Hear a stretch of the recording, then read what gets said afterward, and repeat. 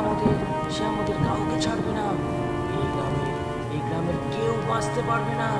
সে সে কাউকে ছাড়বে না। গল্প শুরু করার আগে দর্শক বন্ধুদের সহযোগিতা ও ভালোবাসা একান্তভাবে কাম্য করি।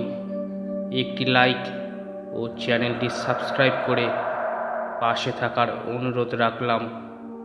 শুরু করছি হাড় হিম করা একটি সত্যি ভূতের গল্প।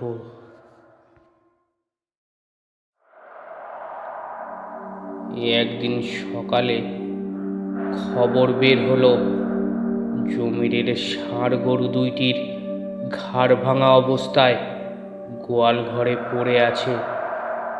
গ্রামের সব লোকজন জমিরের বাড়িতে হাজির। কেউ কেউ বলতে লাগলো ভূত এসে ঘাড় ভেঙে দিয়ে গেছে। কেউ বলতে লাগলো এটা রাক্ষসের ঘটনা, রাক্ষস এসে ঘাড় ভেঙে রক্ত চুষে খেয়েছে। কেউ কেউ ঘটনাটিকে পাত্তা না দিয়ে বলেছে ষাঁড়ে ষাঁড়ে লড়াই করে মারা গেছে। তাদের যুক্তিও ছিল দুইটি ষাঁড়েরই শিং ভাঙা। কিন্তু পরের দিন যখন একইভাবে ফিরোজ চাচারও গরু মরে গেল, তখন সবার ভিতর একটা অজানা আশঙ্কা সৃষ্টি হলো। গ্রামের মুসলিমরা মসজিদে দোয়া করছে, হিন্দুরা মন্দিরে পুজো শুরু করলো। কিন্তু সব কিছু অসার প্রমাণ করে এবার সুবলের একমাত্র সম্বল গাই বাছুরেরও একই অবস্থা। সুবলের এরকম অবস্থাতে গ্রামের মানুষেরও মন কাঁদে। অনেক পাহারা সত্ত্বেও আশেপাশের সব গ্রামের গরুকেই একইভাবে মরে যেতে হচ্ছে। গ্রামের বয়স্ক বৃদ্ধদের কেউ কেউ কলিযুগের কথা স্মরণ করতে লাগলো। একদিন কালাম মাঝরাত্রে বউকে বিছানায় না দেখে অবাক। সে নতুন বিয়ে করেছে, ভাবলো হয়তো বাইরে গেছে। কিন্তু আধ ঘন্টারও বেশি সময়ও যখন বউ ঘরে ফিরল না, তখন কালাম চুপিসারে গিয়ে বাথরুমের দরজা ধাক্কা দিল। দেখে কেউ নেই। কালামের মনে গভীর আশঙ্কা সৃষ্টি হলো, কিন্তু ভয়ে বেশিক্ষণ বাইরে না থেকে ঘরে চলে গেল। কিছুক্ষণের মধ্যেই তার বউ ঘরে হাজির। কালাম জিজ্ঞেস করলো কোথায় গিয়েছিলে? তখন তার বউ তাকে জড়িয়ে ধরে বলল, এই তো একটু বাথরুমে গিয়েছিলাম। কালামের মনে সন্দেহ হলো। পরের রাত্রে সে সাথে মরিচ নিয়ে ঘুমালো। একটু পর পর সে চোখের মাঝে মরিচ দেয়, যাতে ঘুম তাকে কাবু করতে না পারে। গভীর রাত্রে কালামের বউ বের হয়ে গেল।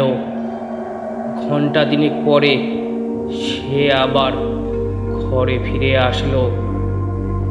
আশেপাশের 10 গ্রামের গরু সব শেষ, শুধু কালামদের গরুগুলো এখনো কিছু হয়নি। কালাম তার বউকে বলল, আমার বন্ধুর মা খুব অসুস্থ, আমি আজকে সন্ধ্যায় তাদের বাড়ি যাব, কালকে চলে আসব। যাবার বেলা বউ বলল, আমার তোমার জন্য খুব মন খারাপ লাগবে, সাবধানে থেকো। গভীর রাত। কালামের বউ আস্তে আস্তে দরজাটা খুলে কালামদের গোয়াল ঘরে ঢুকলো। কিছুক্ষণের মধ্যেই তার চেহারাটা একটা রাক্ষসীর রূপ নিল। ইয়া বড় বড় দাঁত, নখ, কি বিশ্রী চেহারা! কালাম দেখে ভয় পেয়ে গেল।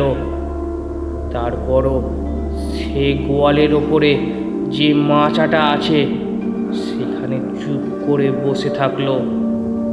কালামের বউ একে একে সব গরুর ঘাড় ভেঙে রক্ত চুষে খেয়ে ফেলল।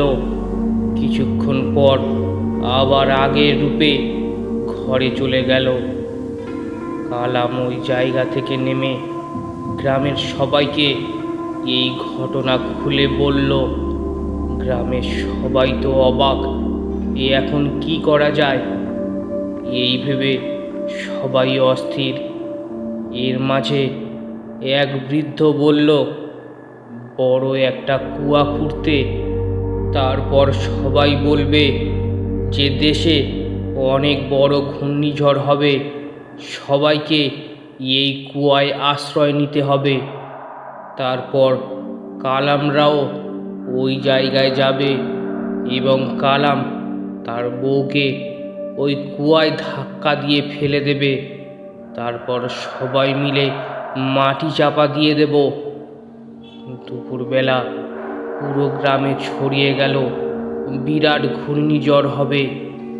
সবাইকে ওই কুয়ায় আশ্রয় নিতে হবে। যারা আগে আসবে তারাই ওই কুয়ায় আশ্রয় নিতে পারবে। এই কথা শুনে কালামের বউ তাড়াতাড়ি রেডি হয়ে গেল। কালাম বাসায় আসার সাথে সাথেই তার বউ তাকে সব খুলে বলল এবং তাড়াতাড়ি যেতে বলল।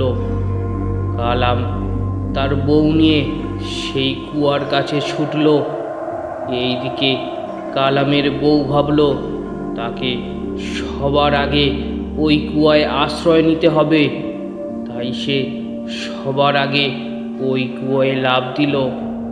গ্রামের সবাই মিলে তাড়াতাড়ি ওই কুয়া মাটি দিয়ে ভরে ফেলল। এখনো ওই শান্ত গ্রামে মাঝে মাঝেই মাটি কেঁপে ওঠে।